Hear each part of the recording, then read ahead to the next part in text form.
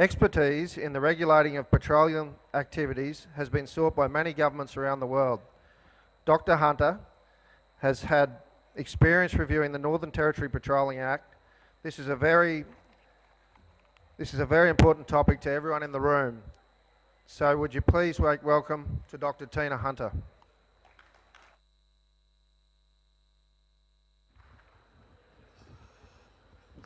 Thank you very much for having me. Today I'm going to talk about something that I think is probably going to be the most either controversial or the most accepted issue that's happening at the moment in the Territory. And what I want to talk about is this issue of shale gas development. And it seems to be the elephant in the room pretty much wherever I go. Before I start, I'm going to make the declaration I am neither for anything or against anything. Because really what I'm about is about this approach that's sensible and it's balanced and it's about science. I'm a geologist as well as a law academic. I'm not a lawyer. I've never practiced. I never want to. And I work with governments and I work with industry bodies, but I don't work with companies. But I do work, and the only thing I do is to make a regulatory framework that's sound and science-based. So I'm going to be drawing from those experiences that I've had working primarily here in Australia. I live and work in Aberdeen now because shale gas development in the UK and throughout Europe is huge at the moment. And many of the issues that we're going to talk about today are the issues that are global. So what am I going to talk about today? I'm going to be talking about these things. The first thing I'm going to talk about is, well, what is coexistence? What do you see as coexistence? And what do you think coexistence is going to be like? I'm then going to talk about things like, well, what does a robust framework look like? The title of my presentation is exactly that. Oops, sorry. My title is the NT framework. Is it a robust framework that's good enough to support coexistence? And then I'm going to talk about, well, what does the framework look like in terms of coexistence, in terms of the actual activity itself. I'm going to touch very briefly on land access. I'm not going to talk a lot about it because I'm going to talk about the big issues, the important ones. I'm then going to actually talk about not what hysteria or misinformation tells us, but what science and what research tells us. And some of that research is grounded in Australia, and some of it we take from other petroleum industries. Things like from the North Sea, from places like Norway and the UK, and we really are going to explore that. And then I'm going to talk about where should we go from here? What's the answer? So I'm going to start off with the idea of coexistence. But before I talk about that, what I want to talk about is what we're not. In the room, we're talking about shale gas development in the Northern Territory. We're not talking about the US, we're not talking about Gasland, and we're not talking about coal seam gas in Queensland. They are all very different. And the reason for that is simple.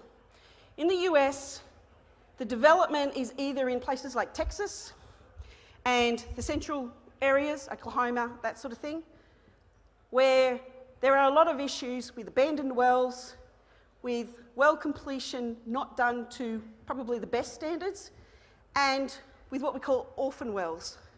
Wells that nobody owns, nobody wants, and nobody loves.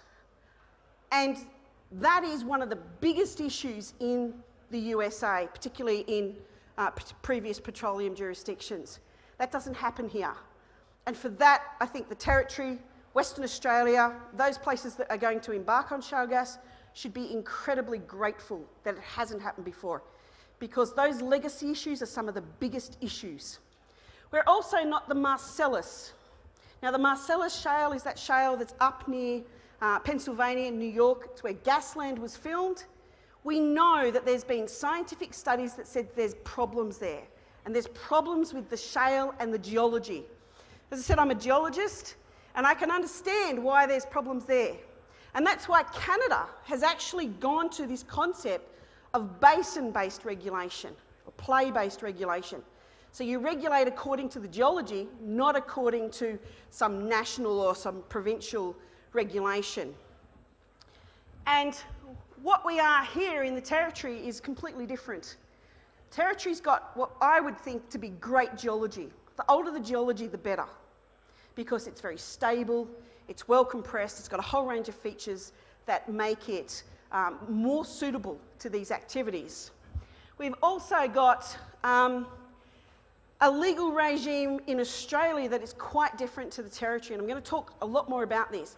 There's two types of regulation. There's what we call prescriptive and what we call object-based, and they're pretty much how they sound. Prescriptive is a bunch of rules, and if you've met all those rules, then clearly it must be safe. And objective is about meeting an objective, and I'll talk about more of the objectives in the NT today. And if we have objective-based regulation, then we have a future. If you have prescriptive regulation, then you pretty much it will spell the death knell for regulation in the Territory. The Territory government has embraced objective-based regulation. It's a gutsy approach, and it's one that they should be applauded for. There's certainly work to be done in regulation in the Territory, but it's about building on the fundamentals. You know, in my estimate, I'd say the Territory is probably 80 or 90% there. There are things that need working out, absolutely. I'm going to talk more about that, but we're there because we've embraced objective-based regulation. To put it in context, if you look at Deepwater Horizon, the massive explosion that occurred in the Gulf of Mexico, that was prescriptive-based regulation. And in fact, they ticked every single box. Every single box was ticked, and BP on the morning of Deepwater Horizon had celebrated 1 million man-hours injury-free.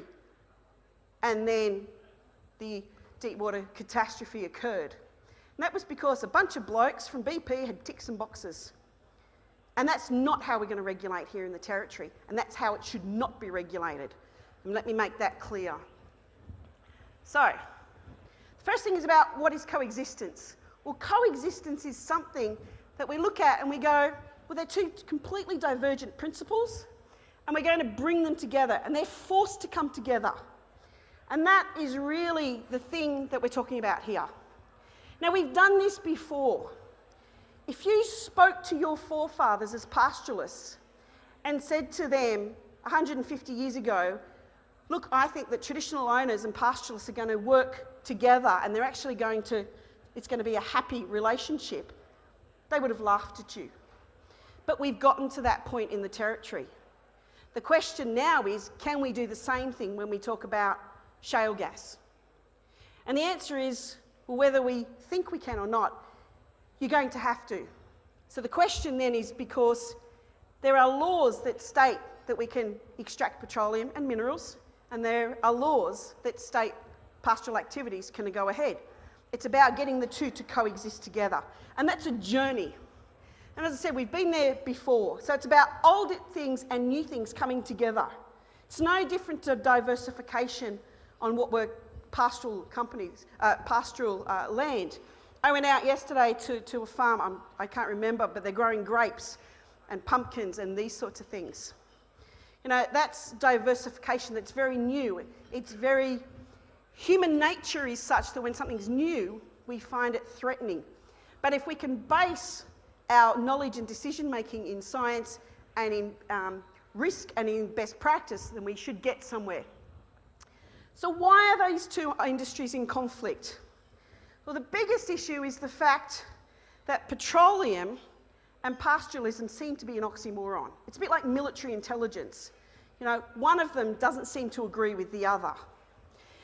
But there's lots of risk that goes with both. You know, if you have a pastoralist that actually undertakes an activity in a reckless manner, doesn't look after their pastures, wastes water, those sorts of things, you're going to have major issues on that activity. It's the same with shale gas. The biggest issues are the ones that, in my experience, are not being talked about. Okay? The big ones are things about water contamination, water use, and water processing from reduced water, from the produced water. So let me give you a scenario. Everybody's worried about fracking. It's the F word in the room. We've got things like, Frack Alliance, whatever you want to call it. Fracking is an incredibly emotive term. And the reality is that if you're worried about fracking, then you're misguided. And the reason for that is very simple. Everybody's worried about the chemicals going down the well, okay? But I think everybody here will agree that you've all swum in a swimming pool. Swimming pools are full of chemicals. It's full of hydrochloric acid, it's full of chlorine, it's full of probably unspeakable things that I don't know about, and I probably don't want to know about. But because the chemical has been diluted enough, we're happy to jump into it. Now, I'll wager that none of you want to jump into a vat of chlorine that has been undiluted. And if you do, then you're pretty much bloody stupid, because that vat of chlorine will kill you. There's absolutely no doubt. And it's the same with the risk in relation to this activity. If you take undiluted chemicals that are being stored on the surface, that is a much higher risk than a diluted chemical that's being put down hole. But there's another half to that, and the other half to that is you have to make sure that where you're pumping those diluted chemicals has to be a closed environment. That means the well can't leak. It can't leak from above, you get a well blowout, and it can't leak into the surrounding geology. And we call that well integrity. And it's actually the thing that the government regulates. Okay? That's the powerful part about government regulation, is the fact that they can and will and do regulate the wells. But there's some really good news, because the other critical issues, and I'm sure that John Cotter will be speaking about these, the other issues are things like transport, noise, seismicity. The UK, we had a major problem with seismicity. The first two hydraulic fractures that occurred in the UK caused frack-induced seismicity. People were hysterical. The reason for that was because the age of the geology, very young geology, and it's also not under tension like Australia is, and creates all sorts of problems. It's probably not as big, or nowhere near as big an issue here because of the geology. Transport, from the airport to here, we nearly got cleaned up by a B-double, so I'm pretty sure that a single truck coming in with some water or some chemicals on board is not going to be an issue in the territory. Noise, pretty much the same thing. If you drive past a B-double and hear the absolute noise that one of those thundering past creates, then the trucks that are bringing in the equipment and a drilling is not going to be a problem. Yet places like the UK, that is a massive problem. So the territory's got a good start with that sort of thing. Now, this was also, the question that's asked is, well, is it robust enough? Is the regulation robust? So what does robust regulation mean? So this is the lawyery bit of the talk. It's defined as a regulation which basic design principles stay the same over time, or if there is some sort of challenge, like a leak, they are fundamentally okay, but you need to adapt and you need to operationalise over time and as we develop, depending on situations. And the only thing that can cope with that is objective-based regulation, because what objective-based regulation says is, this is our goals, this is our objective, how do we get to that point? So what are the objectives in the territory? Well, the objectives had not until now actually been an objective-based framework. We had pretty much a prescriptive-based framework. In 2012, I undertook a study here in the territory. You'll see on the territory website that there was a whole series of recommendations made and the territory government responding to those. And this came after I'd done a review of the Northern Territory, the West Australian framework, where a whole stack of new laws have been implemented, which is pretty much where the territory's heading now. And basically the problem is the fact that there's the use of the schedule. The legal enforceability of a schedule is poor because it is not what we call subordinate legislation or delegated legislation, so it has the legal enforceability of about, a dead cow in a paddock to a large extent, and it's very prescriptive. There has been a decision to move away from that, and that will be going. And instead it will be replaced with a completely different framework that is principle-based. Now, what does that mean? That means that there is a regulation. There's one for environment. They're the ones that are on the website at the moment, and that's the ones I'm going to be commenting on for environment. But there will also be ones about resource management and administration, which is where your well integrity and your principle-based regulation of well integrity will be articulated. And underneath that is going to sit a bunch of guidelines that will feed into the regulations, the environment regulations. There's also interaction with other acts. So, for instance, the Environmental Assessment Act in the Territory, Water Acts, Waste Management, those sorts of things. And they're just as critical. And they interact together. So if you go and read the regulations or the Act, don't expect it to have all in there. They work together. It's a bit of a teamwork approach. So, what's the good news? The good news is it's objective-based. I've said that probably 4 or 5 times. I come from Queensland originally, which has got a prescriptive framework, 1,400 pages of legislation. It's a nightmare. I spent my entire career in Australia dodging it for the simple fact it is the most difficult piece of legislation that I've ever seen. I was on the Queensland Government's Modernising Resources Acts program, and they're wanting to move to objective-based framework. Now, I remember the first meeting that I was there, and the person who was heading up the group said, we're going to do objective-based frameworks, and I got very excited. I wrote my PhD on objective-based frameworks. And I was pretty excited right up until the time when the guy said, so does anyone know what objective-based framework is? That terrified me, because if you don't know it, don't implement it. But here, there is an understanding, and the understanding is that it's about goals. It's about an objective, and the objective in the Territory is about 2 things, according to the new regs. Ecologically sustainable development and reducing the risk to as low as reasonably practicable. I'm not an environmental lawyer or an environmentalist. I don't want to be. I'm a scientist, and I deal in things like risk and about wells and about that sort of thing. And let me tell you, in 1988, there was an accident offshore off the coast of Aberdeen called Piper Alpha. Most of you probably remember it. 167 men died. And they died not in vain, because what came from that was this concept of ALAP, risk-based approach to managing petroleum activities where the risk is reduced to as low as reasonably practicable. Now, somewhere along the way, from the UK to here, as low as practicable got a bit confused. The federal government offshore confused it. I'm not saying anything I haven't already published. I don't necessarily think that it's well done in the Commonwealth framework, but I think it's getting better. These are the principles of ecologically sustainable development, but it's really about balancing social, economic, environmental aspirations and trying to get it all together to get it to work. It's about things like intergenerational equity, which I think is the most important term. If you take nothing away from this talk, I want you to take 2 things: well integrity and intergenerational equity. It's about making sure that we leave for our children the land that is either as good as we got it or better, but certainly no worse. Okay? That's what we're really talking about. It's for our children. Now, what about the principle of ALAP? It's about reducing risk to as low as reasonably practicable.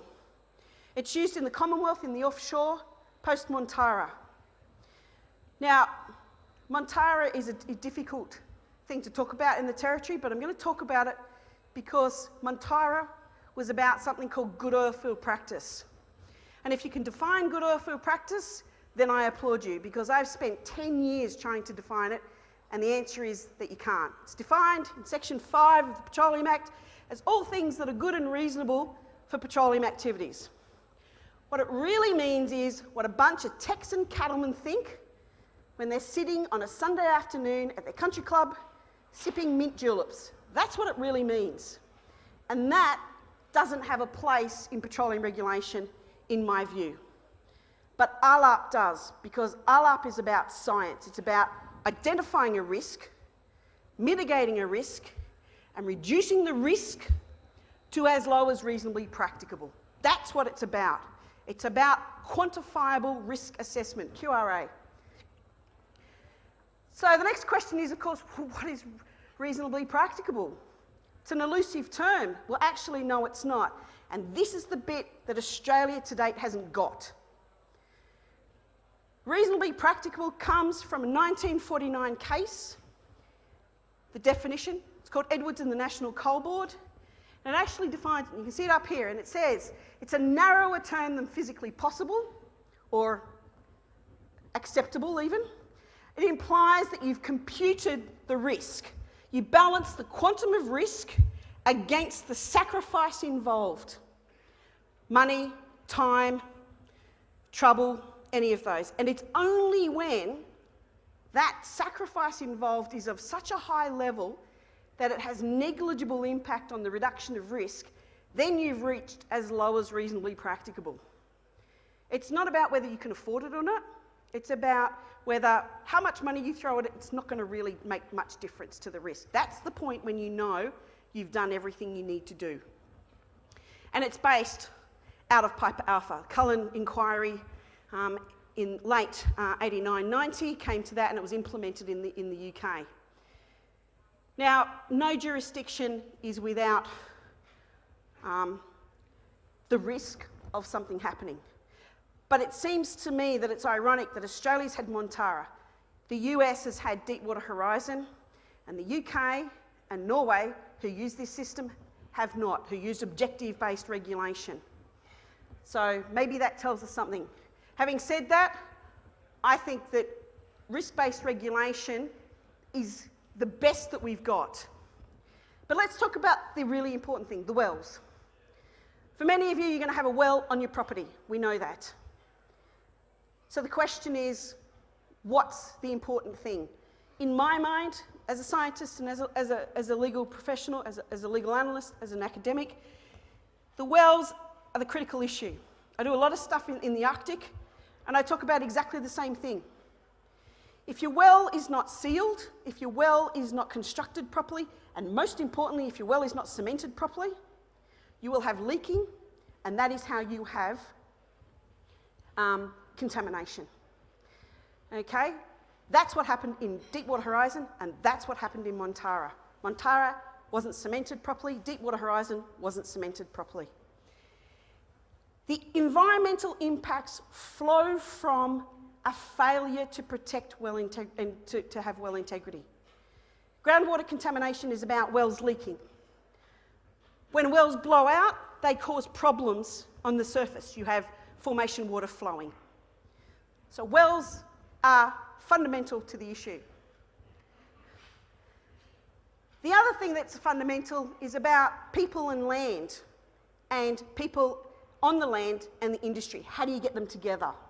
Regulation 9 of the new draft regulations that are on the web is about preparing an environmental management plan, and part of that plan is about engaging with you, the stakeholders, people on the land. And it talks about collaborating, it talks about a whole range of this. And the question is whether it goes far enough. So Regulation 9, Part 2 says appropriate engagement with the stakeholder at the relevant location may include any of the following: corresponding, discussing, consulting, collaborating. What it doesn't discuss, and in my mind needs reforming, and remember these are draft regulations, and certainly I've spoken to the NT government about this. I'm working with them to be able to let them know what I think, but we've got to be able to engage. We've got to be able to negotiate, coordinate, agree, because it's about working together. It's about citing, it's about getting benefits. Now there's some questions that still are not answered. Who's going to bear the cost? You know, if you as pastoralists have to engage lawyers, advisors, who pays for that? Does the company? Do you? What about the knowledge gap? The company knows everything about petroleum, you know nothing. How do we bridge that gap? And what about your time? There's a lot of evidence we've got from research that tells us that time is a big issue. Responding to inquiries, responding to agreements, all of these sorts of things. Who pays for that? And land access. Well, the framework here, which is very different, I presume John Cotter's going to be talking about the land access code in Queensland, and it's where I've done a lot of research on the land access code. And that is basically governments regulating private arrangements or private agreements between two private parties, company and you. I'm not convinced that regulation of what you have to talk about works. And the reason I say that is because we've done a whole stack of interviews with people around the Roma area, and they said that forcing people to talk about certain things that are articulated doesn't work because you actually are not always addressing the real issues. But for Queensland, it's probably very valuable. What the Northern Territory needs is a framework that says parties need to be equal, that you need to negotiate together to be able to come to an outcome. Now, what I do know is that before a consent to be able to even put a drill in the ground will be given, you have to have reached an agreement. And that's a positive and sound framework because it's about trying to get balance. So what does the research tell us? The research tells us that land access is not necessarily the right way in Queensland. We've seen this. There is a power imbalance. A lot of the companies very early on pulled out the unfettered right card. I've got a licence to drill, so you know what? Either do it, let us do it, and get out of our way, or we're just going to take you to court. Those days are pretty much over, but it's an attitude that is pervaded in in the perception. Overseas, well, if you think you've got problems, you don't. And the reason I say that is because the UK is probably going to be the most challenging place to undertake this activity.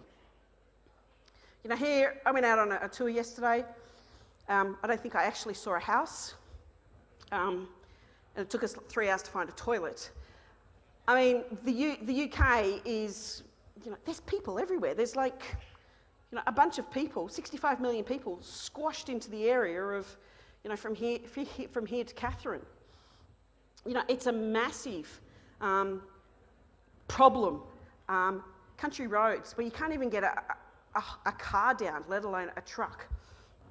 But the EU has looked at this and said the things that need to be regulated is water, mine waste, nuclear waste, environmental impact, all of the things that I've talked about as being absolutely critical. Now, the question of moratoriums come up. Moratoriums are not the answer. Not because I'm pro anything what I'm about is you've got to have knowledge and you've got to have science. You can't get that if you don't undertake the activity. If you do not allow research through action, through something being undertaken, such as a well being drilled and hydraulic fracturing occurring, how do you know what is good and what is bad? So we need a scientific approach. So how do we get to yes? How do we get to this coming together? Well, the answer is actually pretty simple.